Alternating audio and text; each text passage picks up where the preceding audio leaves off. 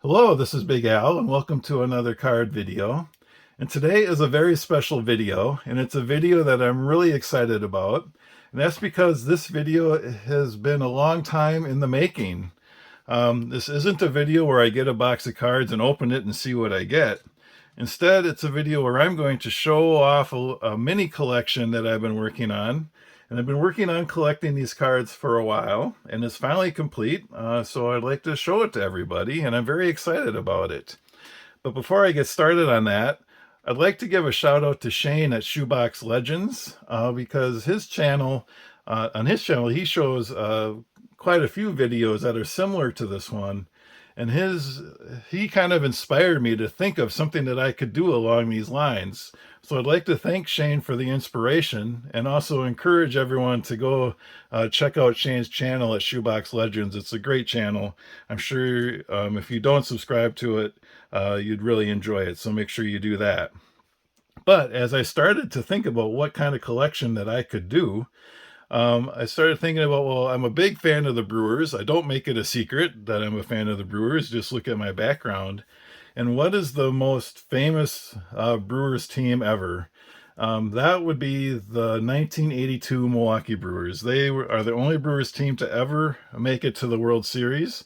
And they are still beloved in the state of Wisconsin and remembered fondly. So my idea was, why don't I get a collection of the rookie cards of the Brewers starting lineup in game one of that 1982 World Series.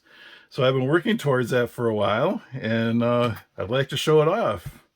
And I'll start with the starting pitcher on that game one, and it's Mike Caldwell. And here he is in the 1973 Topps, shown with the Padres. So that's Mike Caldwell in the 1973 Topps. The designated hitter for the Brewers in game one was Roy Howell. And here's Roy Howell's rookie card, shown with the Rangers. This is a 1976 Topps.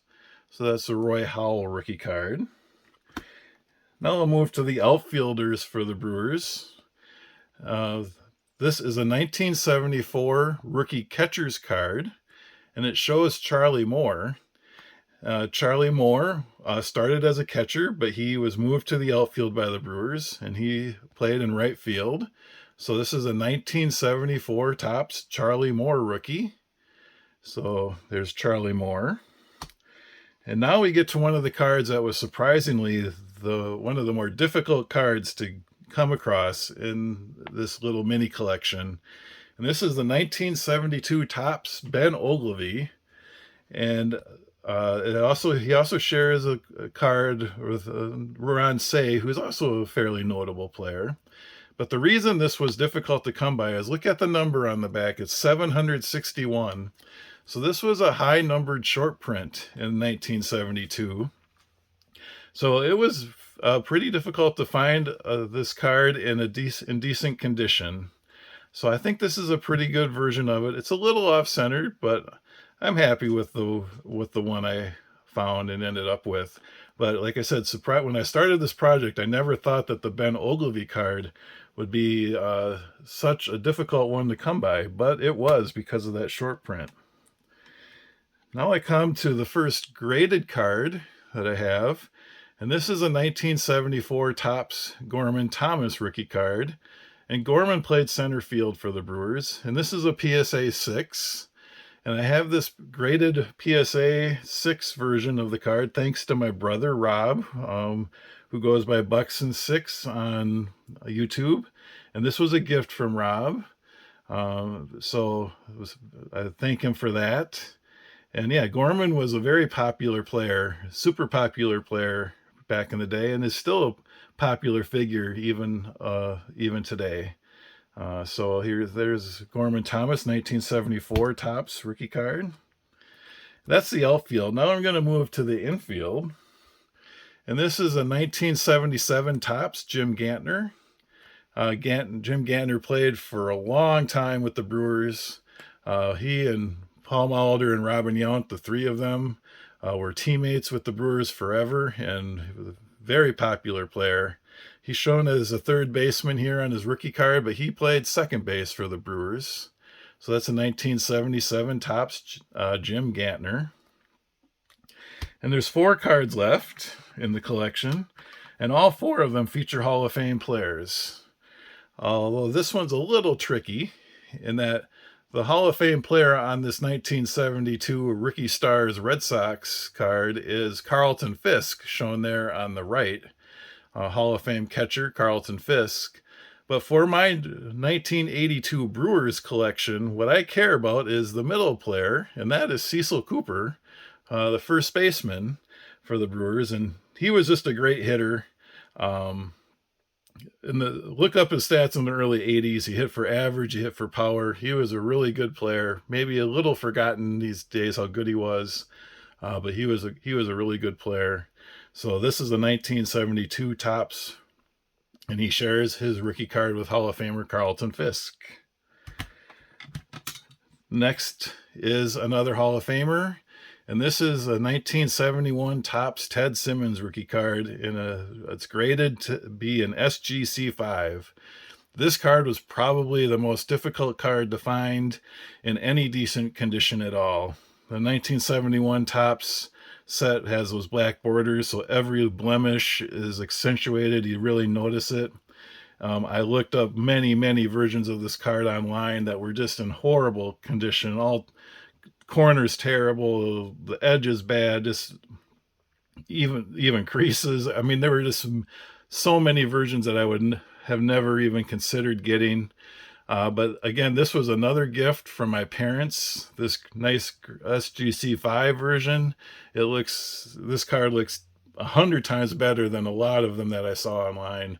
So I was really happy to get this one. So I thank them for helping me with this. And so that's Ted Simmons, Hall of Famer, his 1971 Topps rookie card. And then the last 2.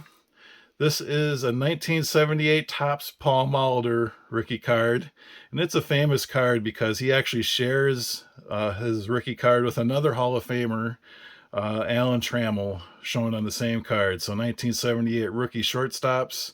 It has 2 Hall of Fame players on the same rookie card, Alan Trammell and Paul Molitor. And I acquired this card through the generosity of one of my friends in the YouTube card community, Kevin Fuller. He sent me a great care package a while back with a whole bunch of Brewer cards. You can go back and find those videos on my channel. But one of the cards that he included in his package was his Paul Molitor rookie card. So I can't thank him enough for that, how generous that was. And if you don't subscribe to Kevin's channel, I really encourage you to do that. He has a lot of fun on his channel with his daughter.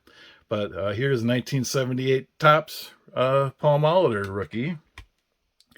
And then the last card in the collection for Brewer fans, this is probably Brewer card collectors. This is probably the holy grail of cards. This is a 1975 Topps Robin Yount rookie card, and this one is a PSA 5. I purchased this one at a card show a couple years ago. It's a little off-center, but I think overall it looks pretty good. I may be interested in trying to upgrade it at some point, but I don't have a huge desire to do that necessarily. I think it looks like it's a very nice looking card. Probably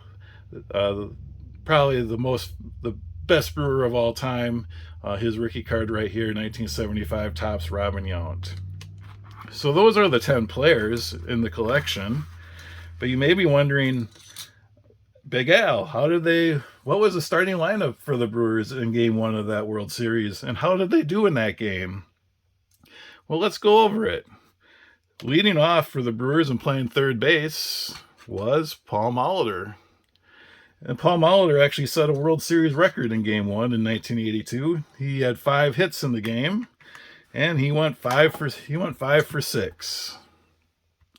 Batting second and playing shortstop was Robin Yount. So there's Yount's card.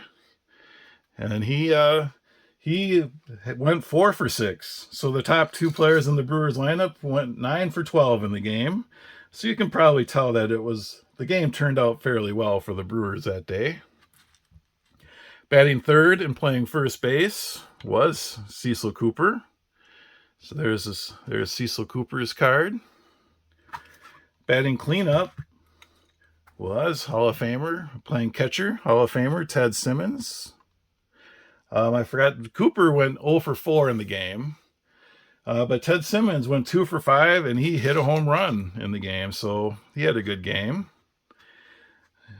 Batting fifth was Ben Ogilvy. Here's Ben Ogilvy's card. He batted fifth and played left field, and he went 0 for 4 in the game. Batting sixth in center field was Gorman Thomas, and Gorman went 1 for 4. So, batting seventh was the designated hitter, Roy Howell. There's Roy Howell's rookie card. And Howell actually, he went 0 for 2, and then he was pinch hit for. The Brewers actually had another designated hitter who played the position a lot that season, and that was Don Money. And Don Money pinch hit for Roy Howell in the middle of that game. But Roy Howell was a starter, so he's the one who makes it into the collection. Batting eighth was in right field was Charlie Moore. And Charlie Moore went 2 for 5 in the game. Batting ninth at second base was Jim Gantner. And Gantner went 2 for 4. And then the starting pitcher, like I had already mentioned, was Mike Caldwell. And Mike Caldwell, he pitched a complete game 3-hit shutout. And as you can tell from the stats I've given, the Brewers had a good day. They won the game 10-0. Got off to a good start in that World Series. But unfortunately for Brewer fans, they ended up losing the series in 7 games. But it is still a fondly remembered team in the state of Wisconsin. Known as Harvey Wallbangers was their nickname because they hit so many home runs. Yeah, just probably the most famous Brewers team of all time. So here it is on your screen. You're looking at the starting lineup of the Brewers, 1982 Brewers in Game 1 of the World Series in rookie card form. That's the full collection right there on the screen. So I hope you enjoyed seeing this as much as I enjoyed putting it together. I had a lot of fun tracking down these cards and finding them and picking out the ones in the best conditions and so forth. It was really a labor of love for me to put this collection together. So I really hope you enjoy seeing it. And please let me know in the comments what you think of this. What's your favorite card in the collection? If you have any memories at all of the 1982 Brewers, let me know. Whatever you want to talk about in the comments. I'm really looking forward to hearing what people have to say about it. And because I really enjoyed doing this project. So that's all I have for now. And so until next time, I will talk to you later. Bye.